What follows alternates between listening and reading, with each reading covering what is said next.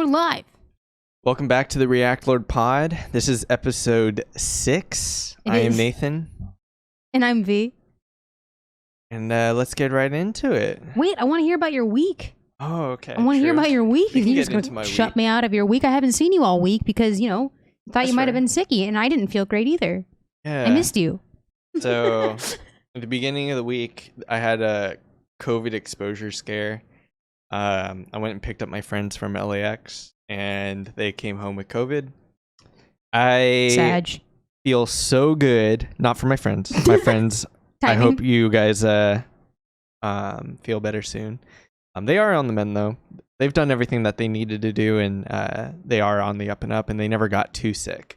But it made me very glad that I got my boosters, and I never contracted COVID. I continue to still test negative, and feel really good. I gave my friend a hug, no mask. Like I physically touched him. Oh, I thought you meant me. I was like, I didn't get a hug today, dude. I haven't seen you in a week. I didn't get a hug. Has COVID right now, and still avoided it. So if you haven't gotten your booster, I highly recommend. If you haven't gotten a second one and you are due for a second one, and I would suggest just lie about it and get a second one. No, I mean that's hypothetically he would. In a video game. In a video game. Yeah, lie about it in a video game and get a second COVID booster. It is CDC worth it. Tag. Prioritize your health. You are worth it. For sure. And I had a mystery illness. I don't even know what I came down with, dude. I just felt like garbage. That sucks. It was like running a low-grade fever. Mm-hmm. My body was sore. Like my body hurt a lot. And I thought it was COVID, obviously, but I wasn't nauseous, no cough, nothing like that. But I just didn't feel good, like at all. Nikki felt fine, and my wife's usually a good barometer. She's immune, to compromise or whatever, and it's just, I don't know. She never came down with nothing. You okay? Everyone's just sick. That's my dog, and having an asthma attack. Hey, bud. All right. And I'm feeling I'm feeling so much better. I don't know what happened and why it hit me so hard. I still feel like body aches, like from my upper body. Mm-hmm. I don't know if I pulled something, you know what I mean? Like I have no idea if it was culminating factors that all just coalesce on the same day or what. But gosh, I'm just so glad to be finally feeling better, dude. Nice. I'm glad that you're also feeling better too. Oh, bro. It doesn't feel good to be sick. No, it feels good to be back. And we weren't the only ones. Who spent some time away. You're talking about superstar streamer Ninja? I am, dude. So if you probably know by now, Ninja is officially live streaming on virtually every platform that allows live streaming. And it was kind of like a big announcement, but the way that he approached it was kind of funny. And, it stirred some feathers. It's I don't know. Controversial. I really don't care about Ninja. I mean, I could care less. Like, he's not my content king. I would say, Fortnite, dude? Not really, no. But I do have questions. I mean, just in the sense of it being, content. The way he did it was weird. You called it porn acting, and it definitely came off that way. It was fake almost. It just felt weird and cringe. So about a week ago, Ninja rage quits, and I rage quit in quote there because he didn't really seem to be mad about the situation, but ultimately it did end with him saying, I'm going to leave streaming for a bit. And that's what he did, and that's what led to the announcement of I'm streaming everywhere 1 week later. But let me show you the announcement, and then we'll take a look at some reactions for some other people regarding this reaction, and check in with Ninja now, because it's kind of crazy what happened and where it ended. So this was about a week ago. It's Ninja. Ninja? Can't do any more, dude. Can't. What happened? I'm fucking sick of this, dude. I'm sick of these fucking players spamming Riftigos every single. I've had enough, man. No, I'm not even fucking kidding, dude. I've had enough. It's talking about you. I love you Riftigo. spammer, dude. You Well, because it works. Spammer, It freaking dude. works, dude. People like you, Nathan, have pissed Ninja off to the point where he had to leave for a whole week. Hey, listen, Ninja, you have infinitely more money than most people who are playing Fortnite, so go fuck yourself, dude. I don't give a shit. Like, you could be mad all fucking day. At the end of the day, you're still gonna have food on the table, and I have to, like, go to the grocery store. And he's still going to be spamming those Riftigos. And I'm still going to be spamming those Riftigos. No way. I'm done. I'm done. In fact, I'm honestly, dude, I'm not even gonna, I gotta take a break from streaming, dude. I'm gonna lose my fucking mind, bro. I'm sorry, dude. I know we were supposed to play all day. I can't. I'm sorry, dude. I'll talk to you later, Seb. Chat. So serious, right? I mean, I don't know when I'm gonna be live, man. I don't know where I'm gonna be live next, but I gotta. So you didn't see that? That was him, and then he just ended the stream. Yeah, no. I've seen this clip before, but the reason I thought it was weird is just like it sounded it felt so forced, and like forced things always kind of make me cringe a little bit because it's like you're forcing it. It's not happening naturally, and it feels weird. It just feels weird. It definitely felt weird, and immediately when it happened, a lot of content creators like snuffed it out. They were like, it feels forced, it feels fake, and it definitely sounds like porn acting. I mean, at that rate, like, why not just say like, hey, you know, I don't know where I'm going to be streaming. Like, just why'd you have to cover it up that way? It's marketing. It's trying to market, right? He's using the mental health thing as in like, I'm at my breaking point, to cause the hype that will then lead into the next segue, which is him live streaming everywhere, right? For sure. But you're not alone, dude. A lot of people saw that clip and immediately were just kind of sus about it. So here's Pokimane, Valkyrae, and Hassan talking about the clip pretty much as soon as it happened in the follow-up from the clip on Ninja's end. I feel like that's a little interesting. intense. Yeah. I just need a break. I don't know when I will be back. His banner is timeout. He's taking a break and it no profile pic. Timeout banner. He went all out for this. So boring. Wait, but tell me how you made a whole banner, but then you just have like the egg profile and user not found. So instead it's a marketing scheme. I don't understand why he's like trying to make himself seem like he left the platform when he didn't actually leave the platform. Like, he just is making himself look like he deactivated without actually deactivating, and I don't understand why he did that. I know. I feel like he could have done all this, just not change your icon or name. Oh yeah, you can just deactivate Twitter. Or you can do that, but he doesn't want to do that, which implies, which leads me to believe that he is actually interested more so in, I don't know, marketing his next move or something. Yeah, yeah. It definitely seems like we're cute. We're cute. Don't worry. Eat your spaghetti. Without having to look for it, do you know like what Ninja's concurrent or average viewer count is? Well, I can tell you that I was watching his TikTok live stream just yesterday. Uh-huh. And it's kind of addicting, dude. I'm not gonna lie. Like, I actually was on there for a solid 20 minutes, just like watching. He had about 16,000 just on his TikTok, and I heard that he wasn't maintaining the multi-stream. What does that so mean? to multicast to several different platforms, the idea is that you have, you know, your main computer could be a dual computer setup at that point, but ideally you have your computer that's running everything, and then you're broadcasting to multiple platforms using something like Streamlabs that allows multicasting.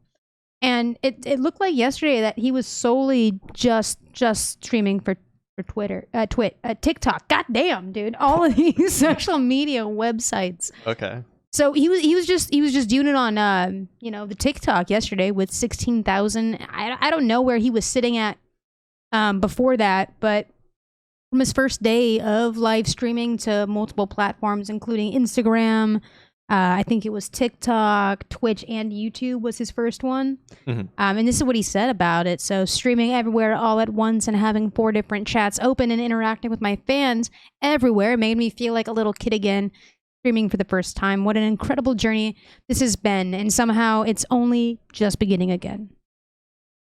So I mean, it's kind of an interesting like social experiment at the very least, minus his approach to market it, I guess. What are your thoughts so far? Because there's still a little bit more to unpack from this whole scenario. I mean, he's come a long way from, streams when his braless wife would bring him a sandwich to now simulcasting to several different apps, Come up. Yeah, I mean, it's a come up for sure. He's got the bag where he's not streaming his Mixer. Like, why is he doing so much, though? Why is he doing so much? Like, is it really love for the game, you think? You think it's love for the bag or love for the community? I don't know. That's why I'm asking. I have no idea. He obviously doesn't have an exclusive contract for this, right? I don't know. There's no exclusivity, I don't think there is right? Yeah, there's no exclusivity. But I feel like to simulcast to YouTube and Twitch, you must have some sort of like contractual agreement, because what I thought was what I thought the rules was that you could stream to both, but you can't do it at the same time, right? No, so his contract ended with Twitch, so he was exclusive with Twitch, and then he lost the check mark and his subscriber button. So that's kind of it's not clear if he has any contracts with anybody. I don't think he does. Maybe like a YouTube one for like monetization practices or something like that. But I don't know if he's sitting on it. But again, it's really interesting to think about live streaming in that capacity on so many platforms. Like, obviously you need pretty good bandwidth to do something like that. You need a lot of capital to get something running like that. But here's a random kind of sentiment that seemed to be what I saw in the trending tab when it was all going down and Ninja was doing his live stream from everywhere just 2 days ago. Pretty much they're saying, hey, this is pretty cool for small streamers and content creators in ways that give us, small guys chances that it never could. He's big enough to fight back against the platforms when we can't. So, but does he though? I this don't is what think I'm thinking does. though. I think he's trying this, like the sentiment around the trending Twitter tab was like, is this the future trend for streaming? The idea that non-exclusivity and multicasting is the future, whereas you can monetize, you know what I mean, like many different live streams at once. You know what I mean? Like, is that the future? Will are there going to be ways that make it easier? Is this gonna help the little guy by not getting ripped off in exclusivity contracts? That is interesting to think about. I'm not sure. I feel like, we live in a capitalist world. I don't see this being a boon for the little guy. You don't think this is a worker right initiative? No, I think that somehow, some way, the companies that own these streaming sites are going to find a way to fuck us, which is not illegal on their end for the most part, I don't think, unless it's something that I'm overlooking or overthinking about. Well, is Ninja the big guy in this situation, or is he a mere content creator? You know what I mean? Like, that, I guess, is where we're splitting hairs with, like, how does this help the little guy? Yeah. Because I think the argument would just be like these predatory exclusivity contracts that are forced upon affiliates, partnership programs, those kinds of things. If more people begin to take Ninja's route, will it diminish that strength that those contracts have? I almost get the feeling that like this is getting so much like traction in press is because like the greater issue right now in terms of content is that we're missing a meta.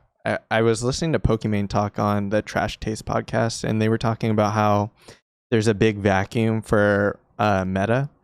And back in like 2020, we had like Among Us, we had like reality TV. People were watching trying to like come back with the Sussy Sundays.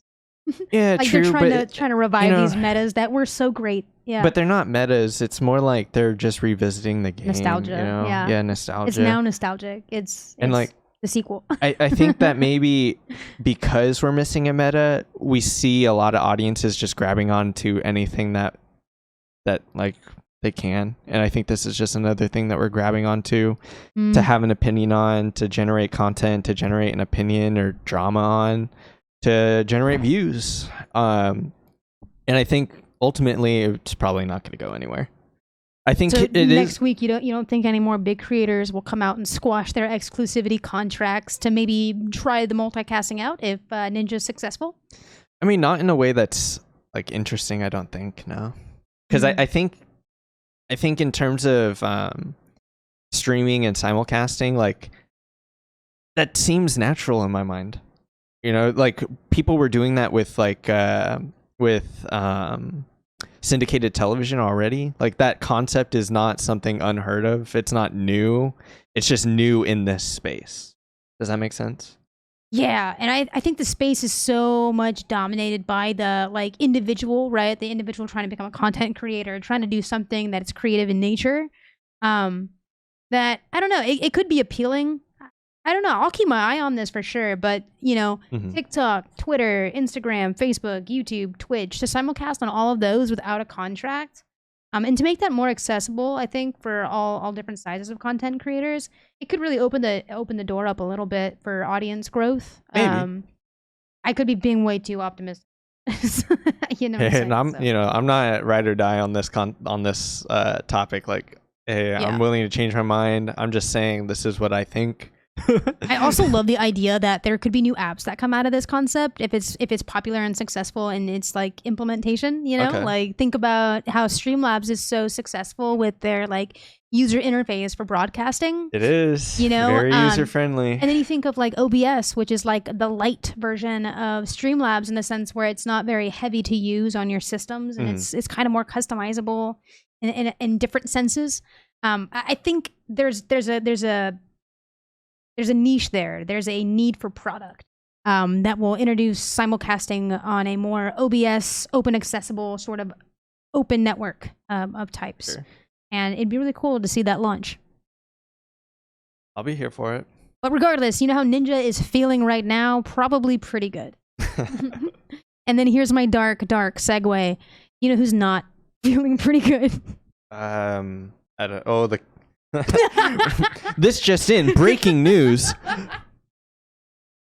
The Queen's dead, dude. The Queen has died. Was that too dark of a segue? I don't know, dude. Queen's dead. I don't know. I don't really... So maybe this is my hot take, is that I don't really think that you can take it... Take what? Oh, take the Queen's death in like too dark of a realm. Like the things that she's done and upheld and maintained as the Queen of England and of the imperial core of the global world is disgusting. So I mean, like, she's done way darker things in real life than you could say about the Marvel, like that's not real. Yeah, your joke isn't real. Whereas like she really did take like money from the poor to heat the palace. So she did that. She upheld like colonial rule in a lot of African countries and like island countries. Get her, dude, get her. Like, like I don't. Other than like being indoctrinated into the cult of royalty. Like, I don't understand how one has like a glowing or super positive view of the Queen or the royal family in general. I mean, just look at her kids, like Charles. Yeah, it's all decorum. I mean, her like her more than likely hand in the death of Princess Diana, and just the way the way she's handled God, I'm sorry, I'm blanking on his name. He's the friend of Jeffrey Epstein, Prince something. William. No, not William. We actually I think we like William. Bradley. Sounds like a royal name, Bradley. No. Dude, I'm so sorry. I'm really Prince Andrew. Prince Andrew. Yes, I'm pretty sure it's Prince Andrew, but friend with Jeffrey Epstein. Island guy. Pedophile. Didn't kill himself.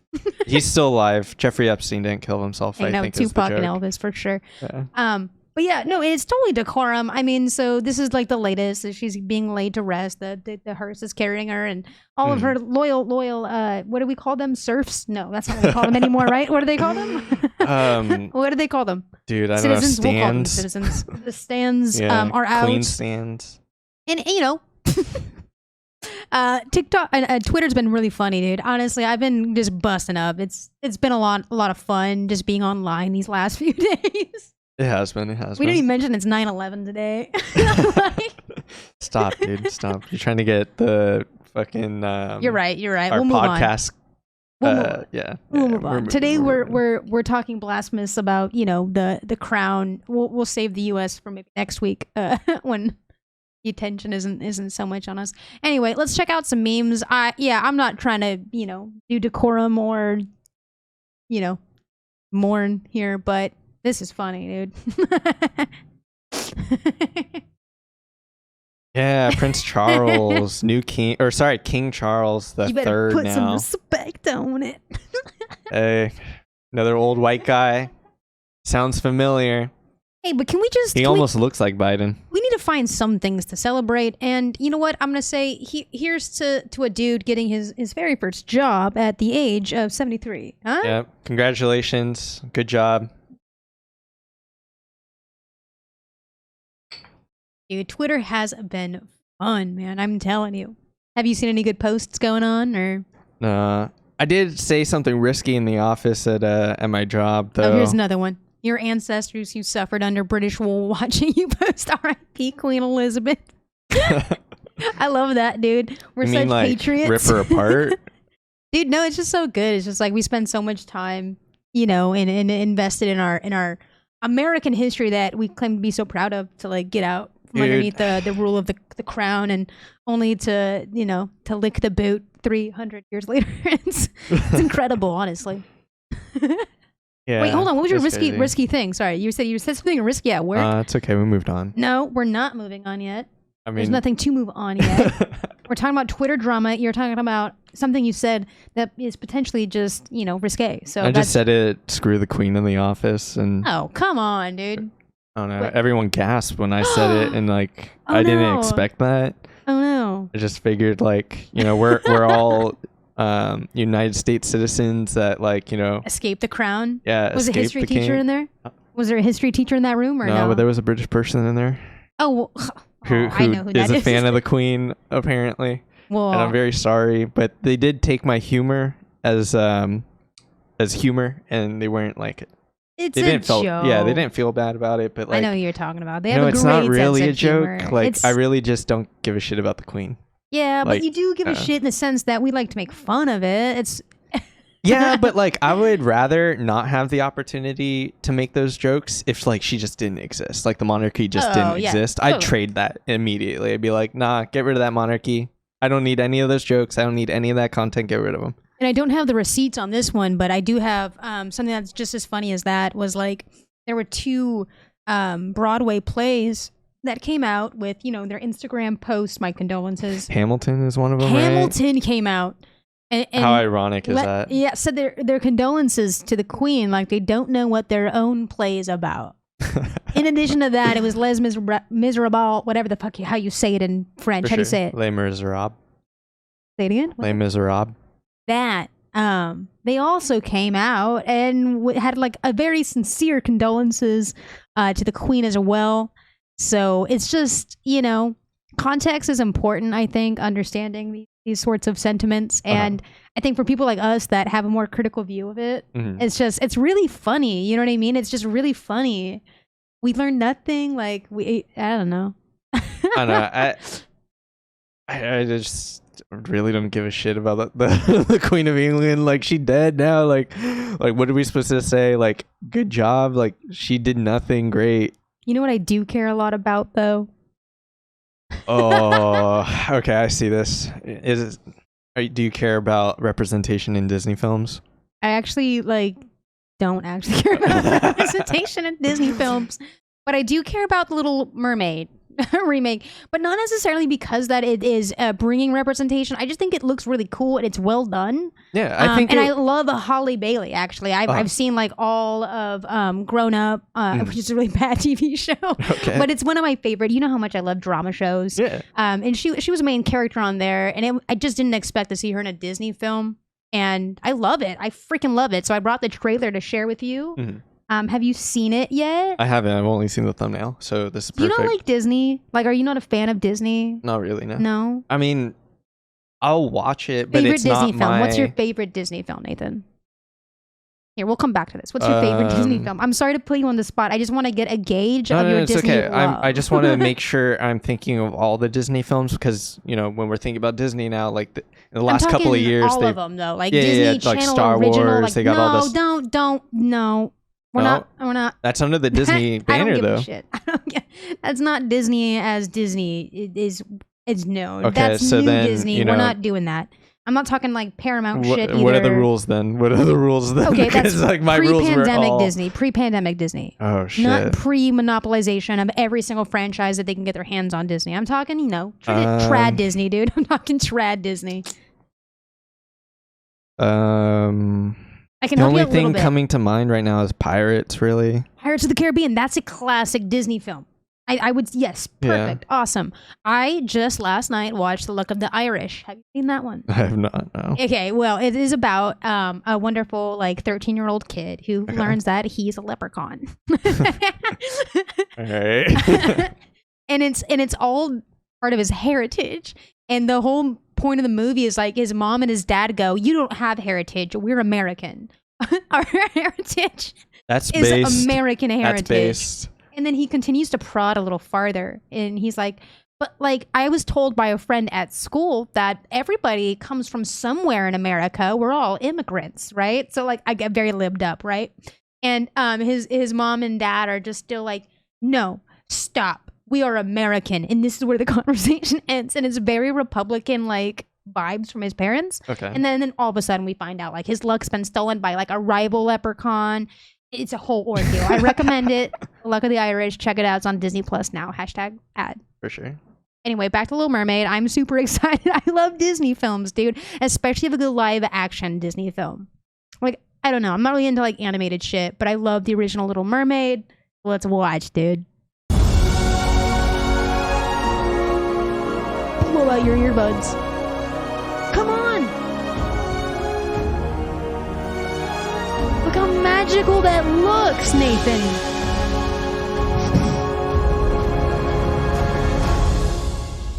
Out of the sea, wish I could be. Dude, I'm so excited.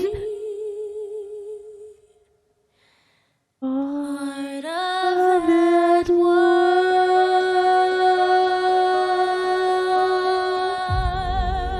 Let's go! May 2023, baby!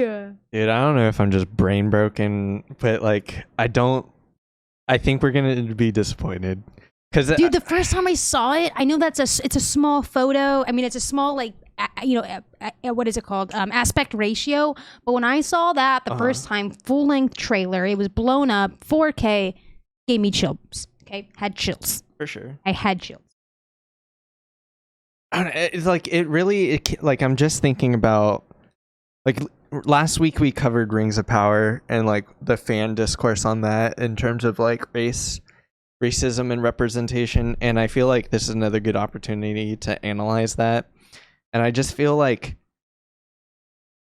it has potential to be very good. We've only seen a minute and a half trailer, but I feel like this is the least they can do, and it will just be that. That's it. That's the least that they're gonna do. And I keep thinking back on I just watched the first 3 episodes of Rings of Power, and still hasn't passed the Bechdel test. There's not one scene where 2 women are talking about. It sounds like you keep saying vegetable test. You're saying, what are you saying? Bechdel test. It's a test. It's a theory from 1985 where you can use it as a barometer to watch a movie on how women are represented. Wait, how do you pronounce it? Bechdel. I swear to God, I've heard this before. Now that you put context to what the test is, I think it's pronounced Bechdel. I've heard both. I choose Bechdel because it sounds prettier in my mind. You keep talking about that. I just want to know for my own sake. Okay. Keep going. So, in Rings of Power, the first 3 episodes, there's not one scene in which 2 women are not talking about a man. Every conversation between 2 women has been about a man. And it's spelled funny. I don't even know how to begin to pronounce it. Okay. I think it's French. That's why I think it's Bechdel. Vegetable. Like bechamel sauce. Have you heard bechamel? It's spelled the same way. Bechamel. No. I'm Anyway. sorry to get you all hung up, bud. It's okay, dude. You just, I'm so sorry. I think that this is just another opportunity for this movie or for corporations to make this movie to pander to women and to black women especially. Mm-hmm. And then we're gonna see a lot of Disney instances Channel where ruined like my childhood. This is not the Ariel we know. Is that what people are going to be saying? they're already saying it. You're looking at it right now. Yeah, they are. But honestly, the overwhelming sentiment with it has been good. I don't know if I'm just on a very positive side of Twitter, but I've seen nothing that has been hugely supported that is negative towards it. A lot of the bigger tweets, like this one, well, this is from Holly Bailey, but a lot of the larger tweets that were trending on the top tweets were positive tweets. So we haven't seen that same sort of like rhetoric that the mass amounts of Lord of the Ring fans have had, but you'll probably see a lot of it after it comes out, especially if it's not is as great as the trailers are making it out to be. Do you know what I mean? I mean, we still have time. Like, we have until May 2023 with Rings of Power. Like, you saw the backlash come out in February, and then the show dropped like 2 months later. It's true. And so that time between like generating a lot of drama or a lot of discourse within the fans like happened in a very short period of time at the very end when it was about to be released. So here's the deal, though. This was announced back in 2019. The show? She was going to be, Holly Bailey was going to be the new Ariel back in 2019. This was dropped. This isn't new info that was dropped 2 days ago. Okay. So we might see 3 rounds of backlash then, because there was already backlash in 2019 when it was announced, now, and then most likely again in May when it actually comes out. Mm-hmm. So it might be extra interesting Sure. as far as like backlash goes. But as far as this time around, I was shocked to see the lack of support that the haters were getting. Okay. You know what I mean? It was just really nice. I was shocked by that. Even Holly Bailey came out herself and said, guys, today has been so overwhelming and incredible. I'm so happy. You're getting to see a peek of everything. Thank you for the love. And then this is kind of a taste of some of the memes that were circling the zeitgeist too. Mind you, Halle Bailey learned to sing and talk underwater, and this was literally filmed in the Indian Ocean. And so they were just like putting the best captions to it. And I have to bring up Ben Shapiro, because one of the main reasons that I knew it was around in 2019 is because of this infamous little bit that Ben Shapiro decided to... Not him, Ariel.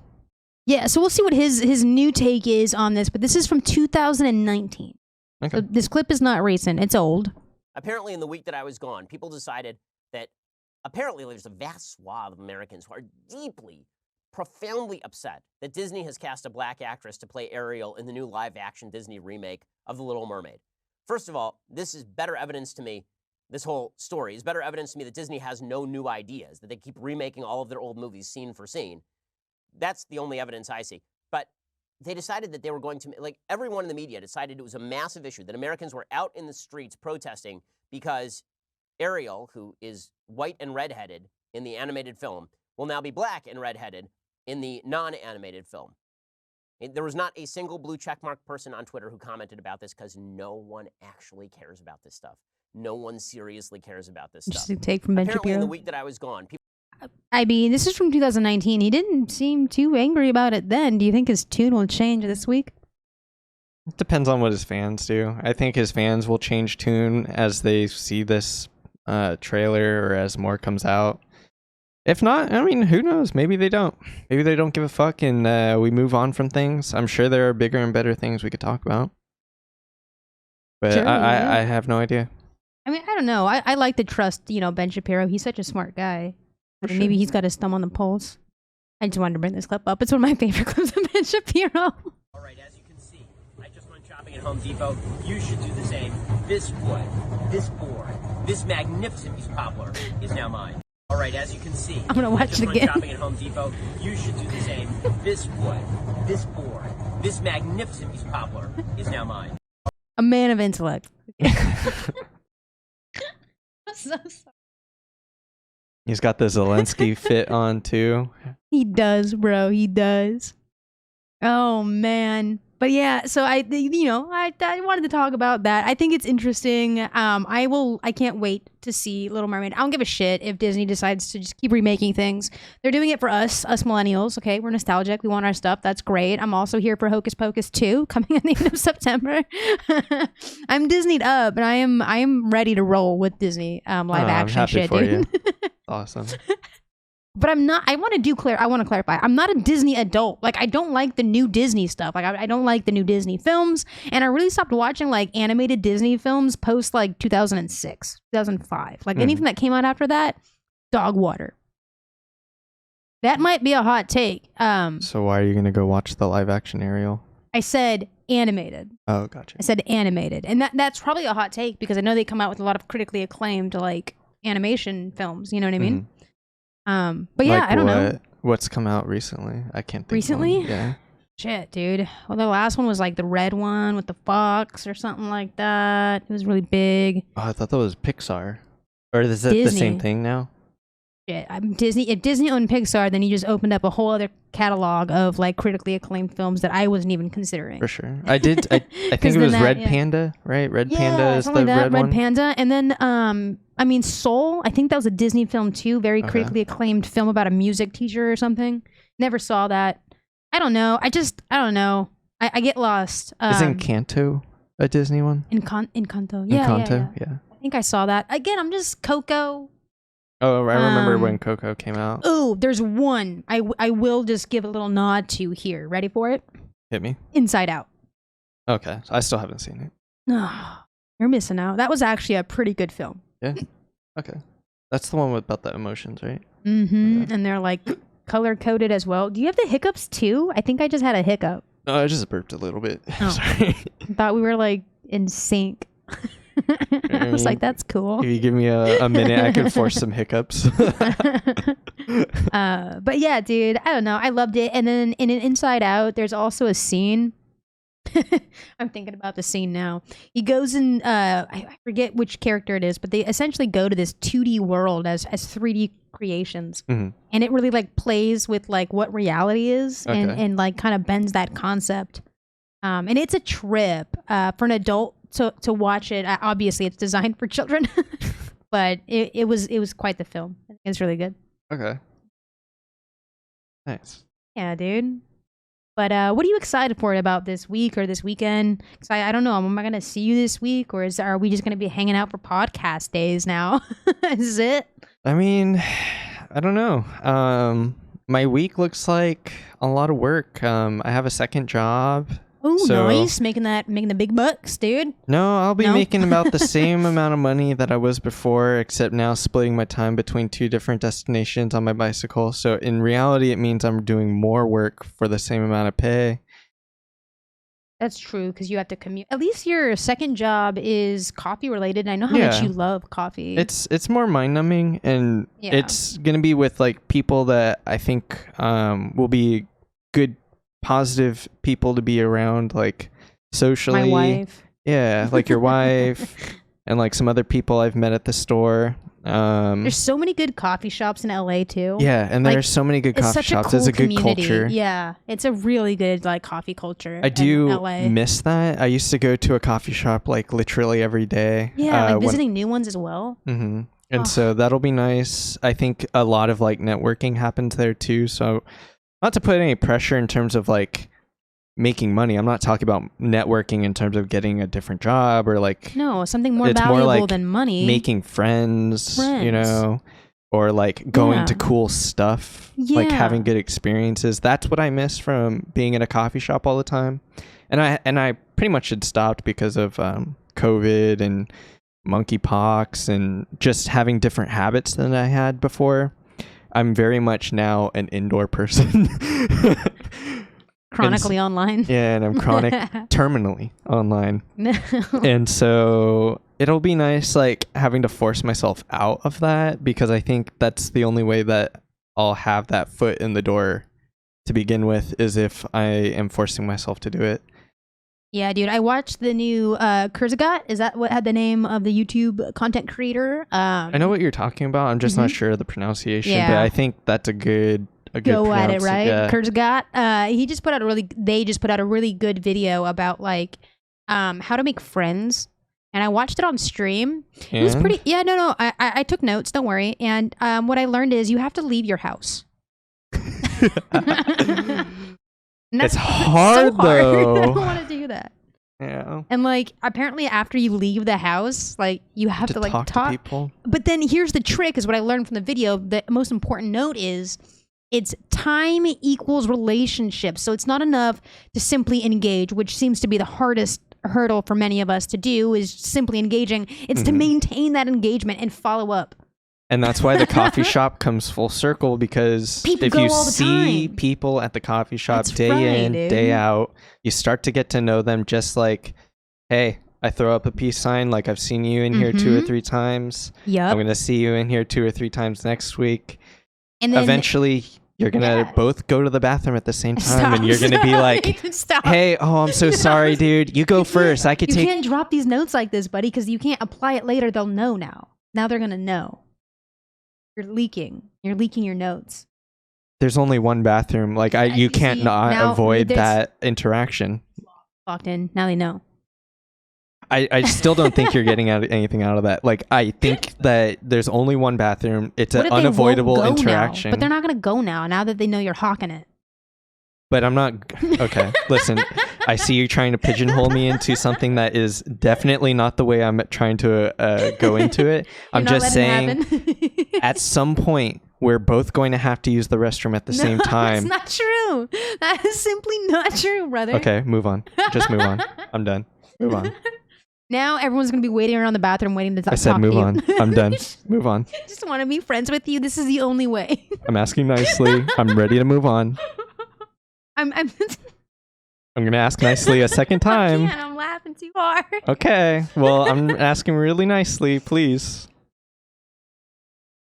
Let's compose in 3, 2, 1. What I'll also say about the Kurzgot video about making friends, it's not only time that you have to invest over a long period of like hitting them up, but you also have to have the repetition. So once you hang out, that's great, but you have to have casual encounters as well. That's what the video said. So that could be like picnics or something like that, like a low stakes environment. Like apparently that's supposed to, be beneficial, but then that requires you inviting people somewhere, which is like, no, I don't know. Cause then you have to set up a whole, like not event, but like an arrangement, Yeah. How often do you do that? Do what? Set up an arrangement? Yeah, Or like invite people to mingle and casually hang out. Like, how often are you inviting people places? I mean, I think more so than others, I would say. I do it pretty often. It's just like you have to leave it up to the other person so that they're comfortable, So even though I'll ask someone like, hey, do you want to go ride bikes at this like meetup thing at 7:00? If they're not into riding bikes. Well, not even that. Like, if I'm asking you to ride bikes, it's because I know you already ride a bike or you're into it. I hope so. Like, I believe that I'm very in tune on context, but you do have to leave it up to the other person, because like, say something comes up for them, or say they're just tired after the workday, or say timing's everything too. Timing. So as long as you leave it up to the other person to whether or not they want to come into that situation, like, you're gonna be golden. And then the last takeaway from that video, that really did resonate me, because I kind of like assessed my own situation. And I was like, that's really true for me. Is the fact that people that have a hard time making friends or maintaining friends, or like, getting into situations where you have the opportunity to meet new friends, those kinds of people, the friends they tend to make are people that have a lot of friends.